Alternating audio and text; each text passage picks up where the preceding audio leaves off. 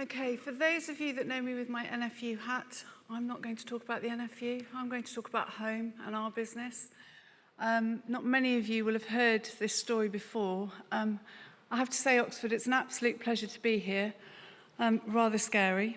But I'm going to start firstly with a little bit about me, because I've done quite a lot of work in this area about how one farm business can try and exploit a world market, and that is with our hop enterprise. But firstly, a bit about me. I farm with my husband, Richard, on the Herefordshire-Worcestershire border.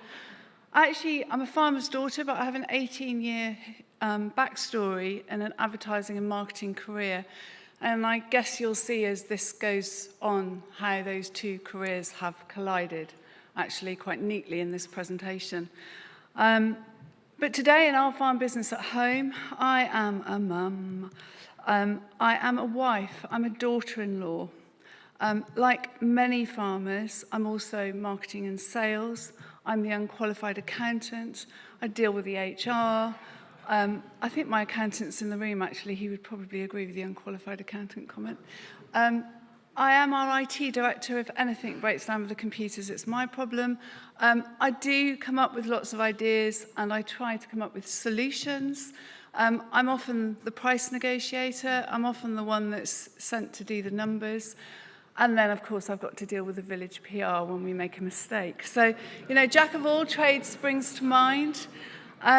Today, I want to give you a little bit of background about our farm, because I think that would help you just sort of understand where I came into this and what I saw. Some of the major problems that we faced, the solutions that we chose, we're choosing. This is very much a work in progress. And the new opportunities that we have created for ourselves today. And I would say that these messages work actually whether you're pre-Brexit, in the middle of trying to work it out, or post-Brexit. We're very much in the middle of trying to work it out, it would seem, at the moment. So what do? We farm 100 acres of apples and 100 acres of hops on the Herefordshire-Worcestershire border, arguably on one of the most beautiful farms in the UK, if not the world, in my humble opinion. We have here some cider apple orchards with the Malvern Hills in the background. In this slide, the big Bramley apple trees in the foreground. We've grubbed all bar 6 of those. We used to have 3 orchards of them. Why? Because the great British public no longer wants to peel and chop an apple. We heard quite a lot about those consumer behaviour bits yesterday. So instead, we have planted in the foreground there 25,000 red Windsor trees using GPS in just 2 days. We used to do all this by hand. That's no longer the case. Why red Windsor? Well, it's a beautiful red dessert apple. It's a beautiful tasting dessert apple. It's disease tolerant, so it suits our climate on our farm. It's actually also discovered in our village, so it's got a really nice story, which Tesco's like, so that's good news for us. We also farm the #1 eating apple in the UK, Gala. Arguably, that's a commodity today. It's a sweet red apple discovered in New Zealand. It does have disease issues. It doesn't always grow that well in our climate. The apples that don't meet the spec, they're not wasted. We are feeding the birds today on our farm at home. This is a common image in our orchards at this time of year. So the apples that don't meet the spec feed the beautiful waxwings that fly in. I hope I've demonstrated that I'm a strong believer in the power of beautiful photography. I think an image often speaks 1,000 words. So, back to the problem, hops. We farm 100 acres of hops. If you are beer drinkers and you're drinking really good, highly hopped beer, that's about 46 million pints worth of beer on our 100 acres. So it's quite a lot of hops. It puts us in the top 3 in the UK. Hops give beer 3 things. They were first introduced into the brewing process actually to add their preservative value, so they make the beer keep. They also add the bitterness to beer, so before we added hops to beer, we made an ale, which was a sweet malty drink. Now we are used to a bitter beer flavour. But most importantly, the hop flower contains hop oils, and those oils impart the flavour and aroma. And that's back in fashion again, which is great news for hop growers. The UK, just to give you some context, the UK produces about 1.5% of world hops. Doesn't sound like very much, does it? To put that in perspective, when I was on my Nuffield journey, I learnt that UK farms produce about 1% of world wheat. So it's in context. Here are our hops being dried in our hop kiln. Really important part of our team there.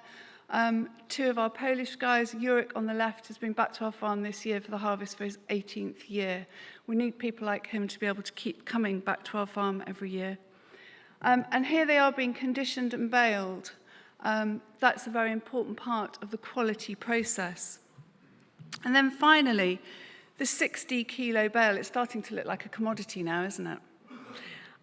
So our story started with a big problem. We employed an external consultant in 2011. Why? Because we had a frost on our fruits. We had a bit of a financial problem. But what that external consultant showed us, that our hop enterprise, whilst it was a really nice hobby, actually, we weren't making much of a profit. We were covering our costs, but we weren't making a profit. We were growing a commodity. And when I started going out to the market, to the people that were selling hops on our behalf, there are lots of intermediaries in hops like there are in all other agricultural products, what I found was I was being told again and again, you're growing a commodity. You have to accept the price that the market will give you. Now, for somebody from a fast-moving consumer goods background, I just kept thinking a successful brand would not behave like that. A successful brand would not accept that. So I went out that year, 2011, to the biggest beverage trade fair in the world in Germany. It's called the Breyer Beviel. One NEC hall deals with ingredients. There are about another 7 or 8 that deal with all the stainless steel, and the kit is massive.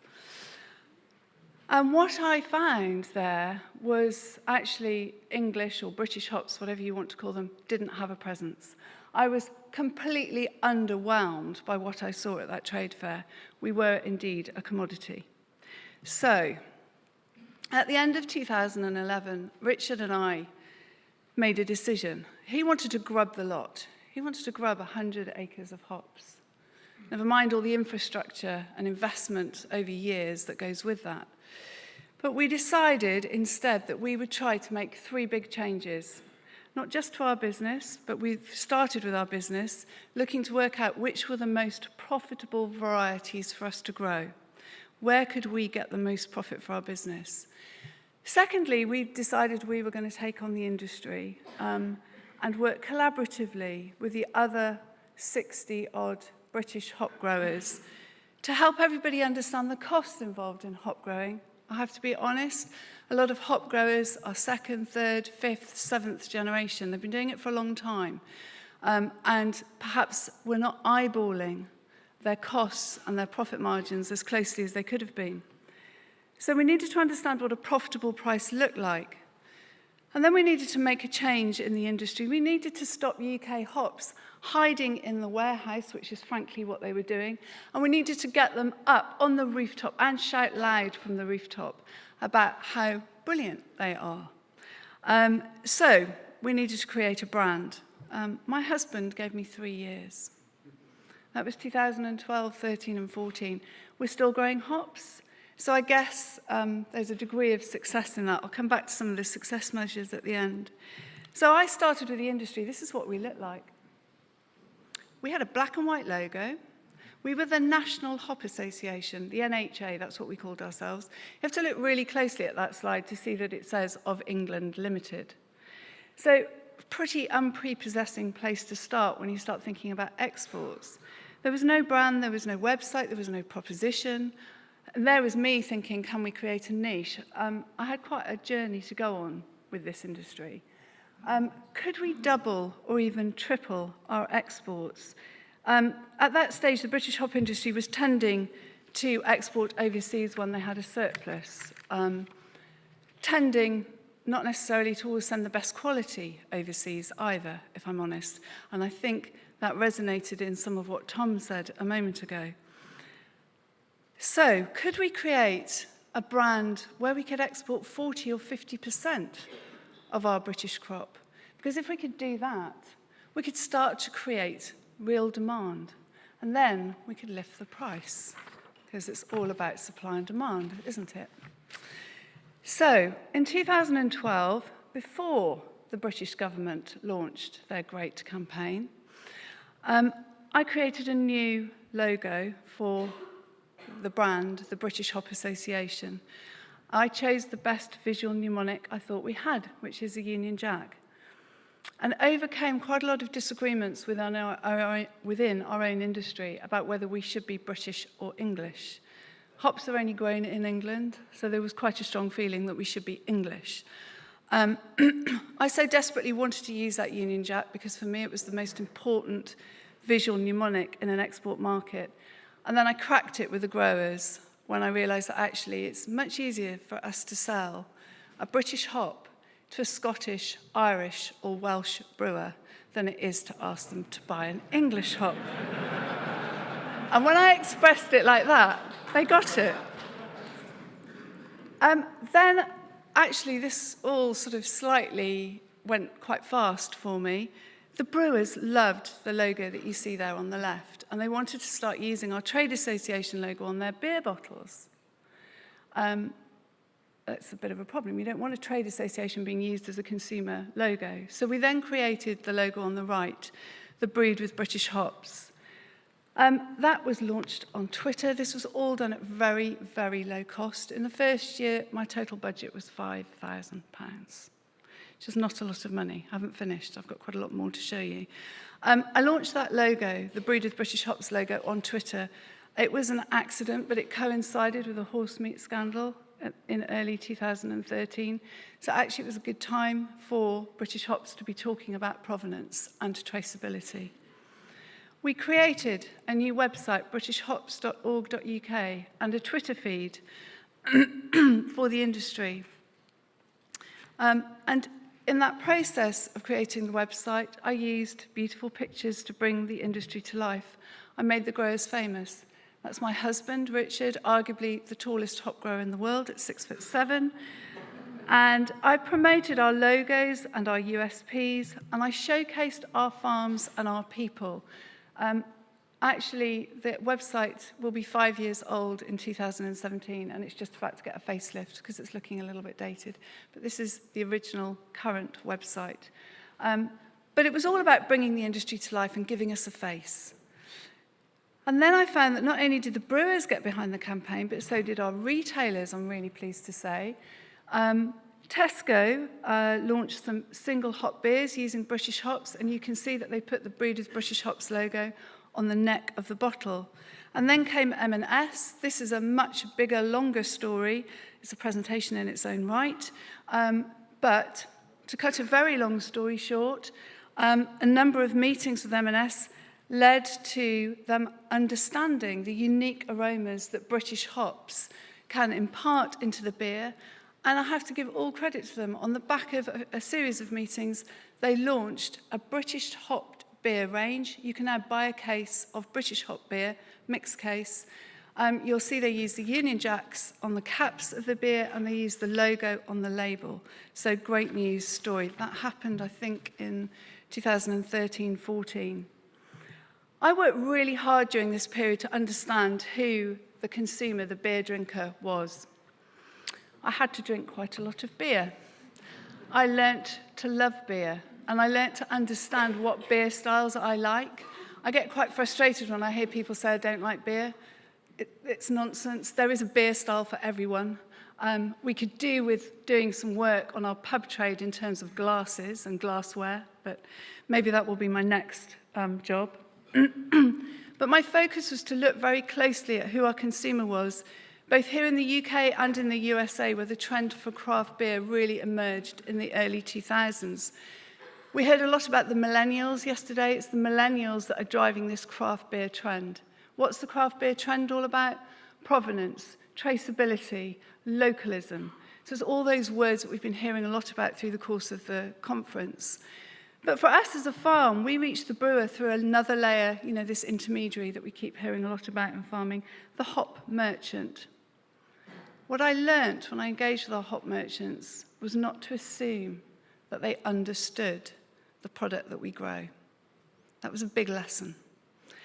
Here we have on the left Hopsteiner and on the right Bath Haas. They're the two biggest hop merchants in the world with a big foot in the UK market because we're the number 6 market for beer in the world, not because they want to sell British hops. Again, a bit of context, 70% of world hops are grown almost equally between Germany and America. These two businesses are German-American-owned corporates.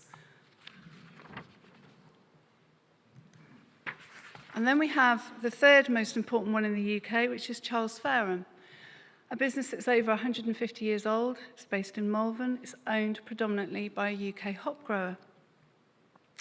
During this period, I met with our hop merchants. I spoke to them regularly. I badgered them to support British hops, to think, drink, sleep British hops. Charles Fairham now proudly display British hops wherever they go in the world.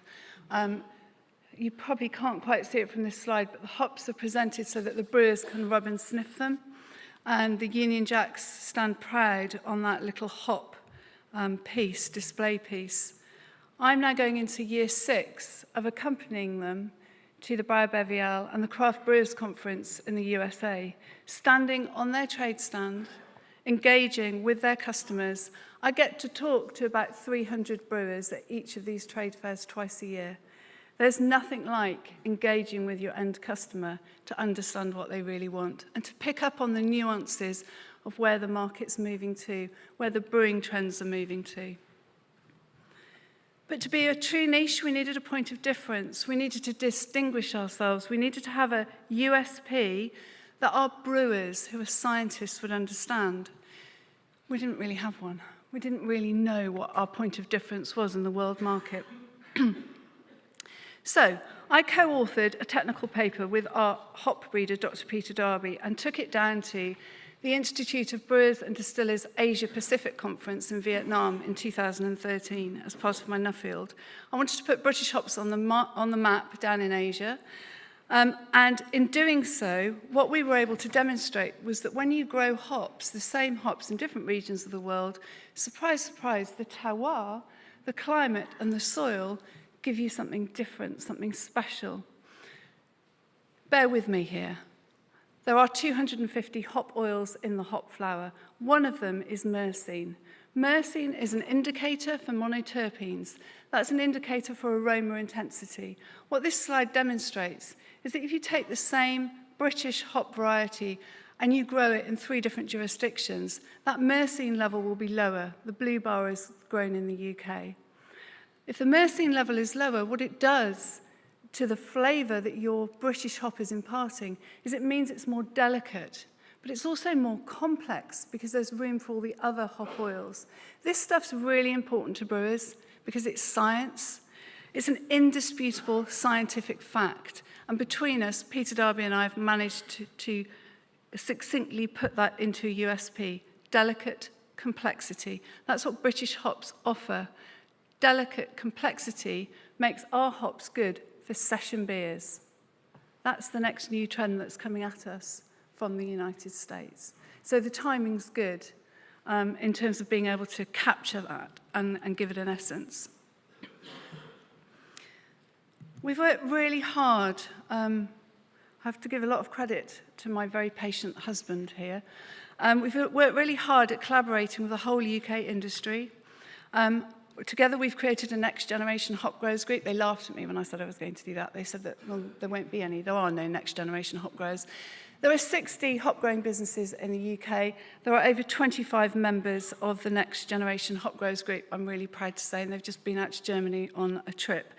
We have a number of grower benchmarking sessions so that we fully understand costs, drive efficiencies, and understand what a profitable price looks like. We've worked hard with the whole industry to make sure that they buy into the British hops brand. We run a major publicity effort out of our farm office. And we also have created an annual British hop conference. We've had 3 now for the growers, inviting international and nationally acclaimed speakers to come and make the growers feel proud of what they're doing. I think that's really important. I think farmers often lose sight of being proud of what they do. The industry has put a new, much more commercial focus on breeding exciting new aroma hops. We do have our own breeding programme. And I seem to have become a bit of an ambassador for British hops, speaking regularly here and overseas to brewers and brewing students. I've even seemed to have got a lecturing post into the bargain. We have rebranded not just our farm, but the farms around the country. The industry is proud of itself again. I took this inspiration for these signs from New Zealand hops. Wherever you go in New Zealand, they proudly display a hop that says, "This farm belongs to New Zealand hops." That's what I'm trying to do with British hop growers. I think it's really important that we present a proud image to our customers. For our farm, we've also had some successes. At home, we've put in a focus on restructuring our business. We now grow 9 rather than 5 varieties. We have 2 acres of trial plots with another 250 potential new varieties in there. We host a farm walk every year. You can imagine how this one went down when I first suggested it. On the second day of hop picking, we invite 350 of our key craft brewing customers to walk through the farm and see the harvest and engage with our product. They love it. My husband hates it. Today, our gross margin is 4 times better than it was in 2011, and prices are 3 times better. We're the founding growers of the UK's only private hop breeding programme, and I actually now chair the national hop breeding programme, because for me, as farmers, if we want a premium price, we always have to innovate. We've always got to find the next new variety, the next new exciting thing for our customer to buy. The brand British Hops, I think, is perceived as a success now by the brewing industry here and overseas. And I'm very proud to say that today we're exporting 40%, which is a bigger number than anything on Tom's slides. 40% of the British hop crop, and in the main that's going to the USA. But actually I would agree with Tom, the Asian market is the next most important one for us. So I would guess where we were just about surviving, we have now moved into a position where we are starting to thrive. We've updated our own farm website. There's that picture again. Allowing brewers all over the world to connect with us, and they do. My email inbox is not just full of NFU issues, it's also full of messages from brewers all over the world. And for our farm, we found another niche in the top right-hand red box there, selling hops direct to home brewers. In 2013, Richard and I learnt a great statistic at a conference in America. In the USA, 1 in 200 home households home brew. I thought I'd quite like a bit of that market. So we launched our own hops in little packs, 100-gram packs. We're the only British hop farm offering a fresh from farm homebrew hop. We only sell what we grow. We don't buy anybody else's hops. A small pack of hops is worth 6 times, kilo for kilo, what it's worth in a big bale. It's the same hop. We're just selling it directly and differently. So now it's got a niche price. We advertise in America. There goes that Union Jack again. Home brewers in America read a magazine called Zymergy. On the left-hand side there is our press ad in their magazine. And we also run numerous open days for home brewers at the farm. They love it. They love coming to the farm and engaging. They love getting in amongst the crop and actually smelling the hops.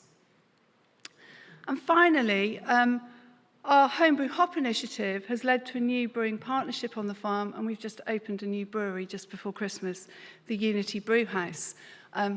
Obviously, only brewing with our hops, only using Stocks Farm hops. I'm just going to move off hops briefly and talk about cider apples and apple juice, another famous loss-making British commodity. Today's price from the farm gate for a British cider apple is £122 a tonne into a major cider maker. It needs to be closer to £160 a tonne for growers to be breaking even. So, Richard and I have just formed a 4-farm partnership locally to create a clear brand around British bittersweet cider apples and juicing apples. And we're using that brand to go over to the USA and export. Traceability is a very big part of that offering. We have a new website, britishappleco.co.uk, and we are mining our landscapes and selling Herefordshire and Worcestershire.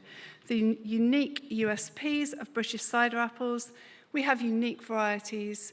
Bittersweet apple varieties have fibrous flesh, brilliant for juicing. High tannin contents, that's what imparts the flavour, the mouthfeel it's described as, and the colour into, it's a very British drink, cider. Nearly 50% is consumed here. But we're going to go over to Chicago next month, and I'm going to be talking at CiderCon, which is the big cider association convention about British bittersweet apples. We're going to go export there. So, how does one farm business exploit a world market? Well, you need to collaborate. You can't do it on your own. You need loads of energy, a lot of energy, many sleepless nights. You've got to be able to turn your problems into solutions. We really need clear USPs. We need to find our points of difference. Good branding and marketing helps, and obviously a bit of travelling and engaging, learning to export and sell. I just want to bring this back to our business is a family affair.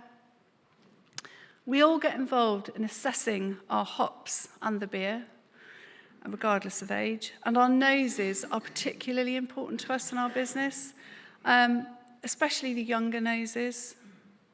I don't know whether you know this, but in terms of assessing flavour, women tend to be better than men in terms of sensory perception, and younger women, I'm too old, are much better. So we've got the next generation coming along quite nicely. And if I could just leave you with one thought, may you all leave this room as hop heads and love your beer. Thank you very much.